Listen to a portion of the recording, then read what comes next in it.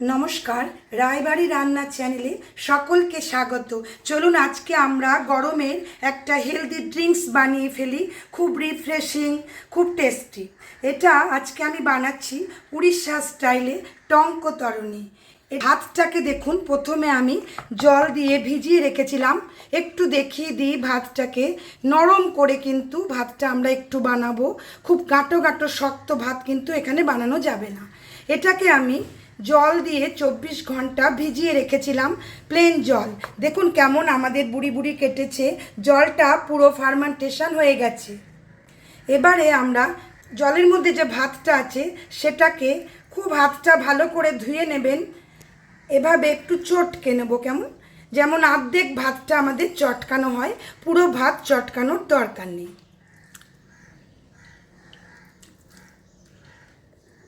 টঙ্ক তরণী প্রভু জগন্নাথের মন্দিরে, পুরীর মন্দিরে প্রসাদ হিসাবে দেওয়া হয়। যারা আমরা পুরীর মন্দিরে গেছি অনেকেই হয়তো এই প্রসাদ নিয়েছেন। শুধু কাঁচা লঙ্কা যে দেব আমি, সেটা শুধু প্রভুর প্রসাদে বাদ থাকে, শুধু লঙ্কা প্রভুকে দেয়া যায় না। এবারে দেখুন আমি ভাতটাকে কিভাবে চটকে নিলাম। আর একটা পাত্রের মধ্যে জলটা দিয়ে দেব। শুধু জলটা দিয়েই আমাদের কাজটাকে করতে হবে। এভাবে দেখুন আমরা পুরো জলটা নিয়ে নিচ্ছি। একটু হাতটা পেতে দেবেন, দুটো চারটে ভাত হলে এটা আমাদের হাতের মধ্যেই এসে যাবে। এই ভাতটা কিন্তু ফেলে দেবার দরকার নেই, চাইলে কার্ড রাইস বানিয়ে নেওয়া যাবে। এবারে আমরা চলুন দেখাই কি কি দেব। এখানে আমি টক দই নিয়েছি, এটা বড় চামচ দিয়ে ধরুন 3 চামচ। আমি একটু ব্লেন্ড করে নিয়েছিলাম দইটাকে।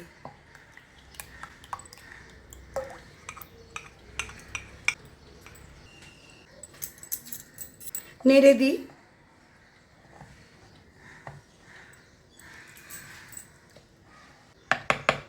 ওপর থেকে নুন দিচ্ছি, নুনটা স্বাদ মতো দেবেন। এখানে দেখুন আমি বড় চামচ দিয়ে প্রায় 1 চামচ নুন দিয়েছি। নুনটাকেও মিলিয়ে দিলাম। ভাতটা যখন জলের মধ্যে ভেজাবেন, মাটির পাত্র বা কাঁচের পাত্র, চীনামাটির পাত্রে করবেন, কেমন। এখানে দেখুন আমি এটা আদা, এটা এভাবে ঘষে রেখেছি 1 চামচ, ছোট চামচের এটা দেব। আদা কিন্তু টঙ্ক তরণীর মেন ইনগ্রিডিয়েন্টস। যদি না থাকে আদা, এমনি আদা একটু দিয়ে দিলেও চলবে আমাদের। কাঁচা লঙ্কা রেখেছি, শুধু যখন প্রভুর প্রসাদ বানাবো তখন কিন্তু এটা দেয়া যাবে না। লেবুর টুকরো দিচ্ছি, পাতি লেবু দিয়ে দেখুন করে রেখেছি। আমি একটা লেবুকে এভাবে রস বের করে দিই। এটা যে কতটা টেস্টি হবে, করে যখন খাবেন তখনই এটা বুঝতে পারবেন। দুটো লেবুকে আমি শুধু চিপে দিলাম এভাবে স্লাইস, আর বাকিটা দিয়ে দিচ্ছি ভেতরে। একটু নেড়ে দিই। এবারে জিরে ভাজার গুঁড়ো দেব। এটাকে দেখুন, জিরেটাকে আমি ড্রাই রোস্ট করে তারপরে গুঁড়ো করেছি, একটু মোটা করে। খুব কালো করবেন না, আমরা যেমন দই বড়াতে যেমন জিরে গুঁড়ো দিই সেরম নয় কিন্তু, দেখুন একটু হালকা গুঁড়ো। জিরে গুঁড়ো কিন্তু গরমে আমাদের শরীরকে খুব ঠান্ডা করে। এখানেও ধরুন ছোট চামচের 1 চামচ জিরে গুঁড়ো দিলাম। ভালো করে নেড়ে দিই। এবারে এখানে কারি পাতা দিচ্ছি, এটাও কিন্তু দেবেন।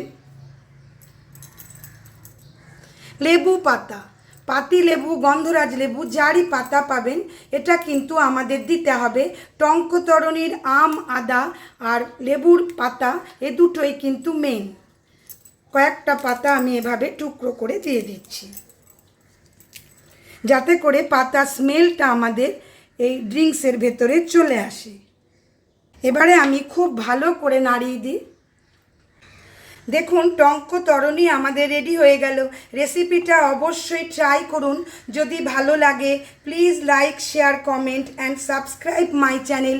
সাবস্ক্রাইব করে পাশে থাকা বেল আইকন অবশ্যই প্রেস করবেন নতুন নতুন রান্নার নোটিফিকেশানের জন্য। একদিন গরমে বানান, রোজই দেখবেন বানাতে ইচ্ছে করবে, শরীরটা ভেতর থেকে ঠান্ডা হয়ে যাবে যখন 1 গ্লাস টঙ্ক তরণী নিজে খাবেন বা কাউকে সার্ভ করবেন। আজ আমি এই পর্যন্তই, আবার নতুন রেসিপির সাথে দেখা হবে। ধন্যবাদ।